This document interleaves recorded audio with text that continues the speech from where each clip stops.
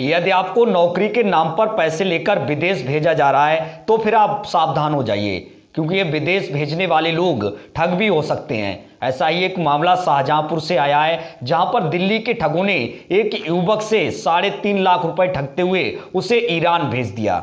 Iran में युवक को होटल के कर्मचारियों ने न केवल उसके कागजात छीन लिए, बल्कि उसे अपनी जान बचाने के लिए छुपना भी पड़ा। 16 दिन से पीड़ित युवक की गुहार के बाद बीजेपी सांसद अरुण कुमार सागर ने विदेश मंत्रालय से संपर्क कर उसे वापस घर बुलाया है। आपको बता दें कि मामला थाना कलान इलाके का है, जहां का रहने वाला युवक देवेंद्र उर्फ रिंकू मर्चेंट नेवी की ट्रेनिंग कर रहा था। इस दौरान वह दिल्ली में ठगों के संपर्क में आ गया। ठगों ने उससे 3.5 लाख रुपए नौकरी के नाम पर ठगते हुए ईरान भेज दिया। ईरान पहुंचने पर ईरान के लोगों ने न केवल उसकी कागजात जब्त कर लिए, बल्कि उसे अपनी जान बचाना भी मुश्किल हो गया। 16 दिन से पीड़ित युवक देवेंद्र की गुहार पर बीजेपी सांसद अरुण कुमार ने विदेश मंत्रालय में संपर्क किया। इसके बाद विदेश मंत्रालय के सहयोग से उसे अब शाहजहांपुर लाया गया है।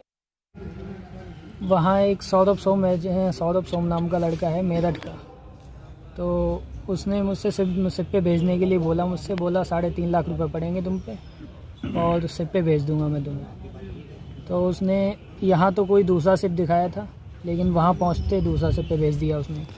तो वहाँ पहली रात में ही उन लोगों ने जान से मारने की कोशिश की मुझे। तो जैसे तैसे वहाँ से मैं सिप से उतरा सुबह को और ईरान में इधर उधर भागता फिरता रहा।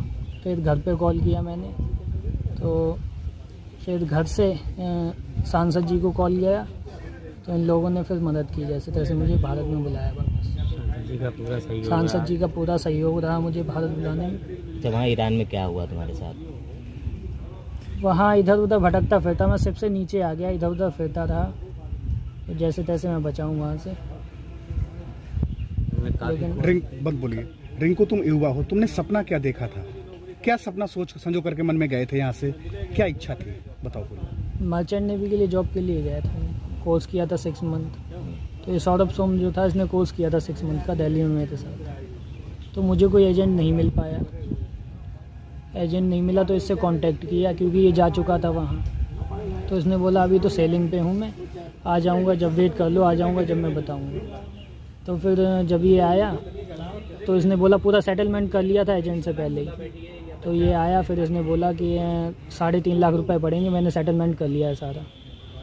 तो फिर 3.5 लाख रुपए लिए इसने मुझसे, 1 लाख कैश लिया और 2.5 लाख अकाउंट में गए हैं इसके। तो उसके बाद फिर इसने भेजा, सिप दिखाया, जनरल कार्गो सिप दिखाया मुझे, और इस्लामिक रिपब्लिक कंपनी बताई थी, लेकिन टिकट वगैरह करवा के इसने ईरान भेजा मुझे, लेकिन वो सिप नहीं मिला मुझे, ना वो कंपनी थी, टग बोट पे भेज दिया इसने।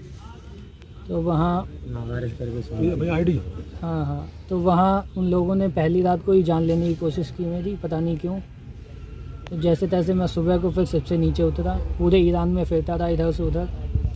तब घर पे मैंने कॉल किया, ये बात घर पे मैंने बताई कि ऐसा ऐसा हुआ है मेरे साथ। तो इन लोगों ने फिर एम्बेसी को कॉल किया, सांसद जी को कॉल किया, तो इन लोगों ने मदद की है फिर मेरी। वहाँ जाके क्या तुम्हें महसूस हुआ कि तुम ठगी का शिकार हो गए?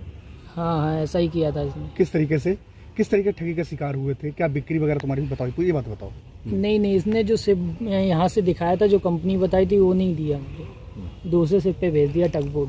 वहाँ क्या क्या पीड़ा हुई थी, क्या क्या वहाँ आपको झेलना पड़ा है ईरान में? पीड़ा क्या, इधर से उधर फिरता रहा मैं जी। जो खाने को मिल जाता था वो खा लेता था, फ्रूट वगैरह खा लेता था लेके, बस। कितने दिन वहाँ पर आपने गुजारे? 15-20 दिन काटे वहाँ पे। अब आज जो युवा बड़ी महत्वाकांक्षा पाले हुए हैं मन में और जुगाड़ करते हैं विदेश जाने के लिए, उनके लिए कोई एक मैसेज पास करोगे तुम, कि जो तुम्हारे साथ हुआ कुछ दूसरे के साथ ना हो? हाँ, ऐसा ही है कि किसी पे ट्रस्ट ना करें, किसी की बातों में ना आए। जो कंपनी से एग्रीमेंट होता है, वो एग्रीमेंट प्रॉपर चेक करके साइन करके जब जाएं, ऐसे ना जाएं।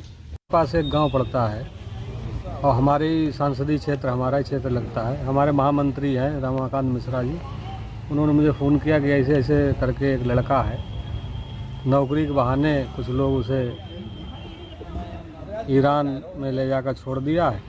तो मैंने कहा उसके फादर या कोई हो, डिटेल पूरी मुझे दे, तो मैं बात करता हूँ।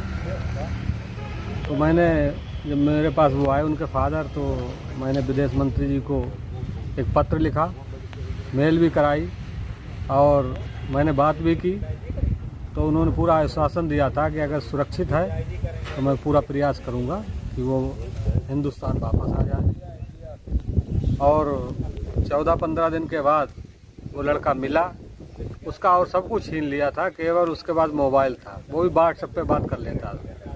तो उसके घर वालों को मैंने नंबर दिया, वहाँ के जो दूतावास है तो उनसे संपर्क में आया, तो उन्होंने वहाँ लाकर और हिंदुस्तान, मैं अपने टिकट से लेकर जितना भी खर्चा था हमारी सरकार ने किया है और हिंदुस्तान में लाने का काम किया है।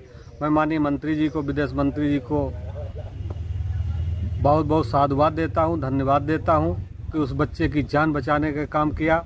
और मैं अपनी पूरी पार्लियामेंट की तरफ से मैं विदेश मंत्री जी का और देश के प्रधानमंत्री नरेंद्र भाई मोदी जी का आभार व्यक्त करना चाहता हूं कि ऐसे बच्चों को, जो उनका कोई जीवन नहीं था, वहाँ पर उनके कोई साथ हादसा कर देता, जान से मार देता, कोई पूछने वाला नहीं था।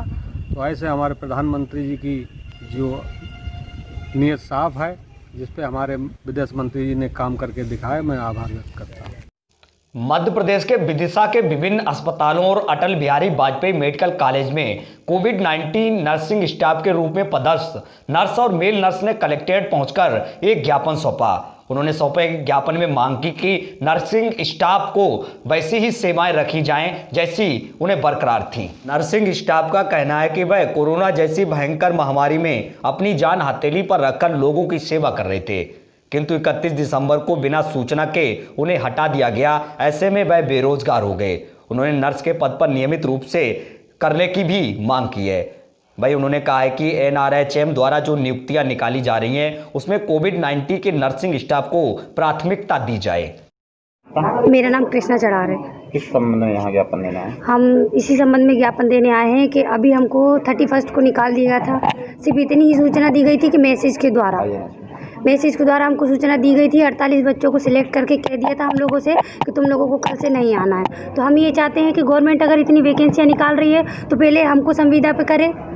परमानेंट के लिए तो हम नहीं बोल रहे, हमको संविदा पे ही कर दे। हमारी मांग सिर्फ इतनी है, जितनी वैकेंसी निकाली पहले हमने इतनी ड्यूटी करी है। कोविड में मैं पॉजिटिव थी, 29 को मैं डिस्चार्ज हुई थी, पॉजिटिव भी आई। हमने PPE किट पहनकर काम भी किया, पॉजिटिव आए। तो हम ये चाहते हैं कि पहले हमें परमानेंट किया जाए, उसके बाद जो वैकेंसी निकल रही हैं फिर भर्ती की जाए न्यू।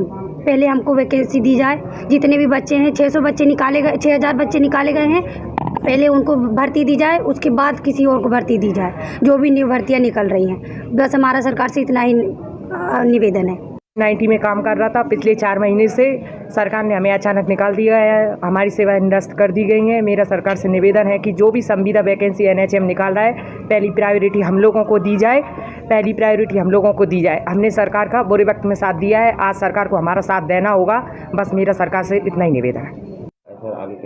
जी, स्वास्थ्य विभाग का एक ज्ञापन प्राप्त हुआ है, उसको मैं दिखवाता हूँ। वो शासन स्तर से शायद कोई उनकी समस्या है, जो शासन स्तर से इसका निराकरण होना है। हम उसको दिखवा के शासन स्तर पर भेज देते हैं।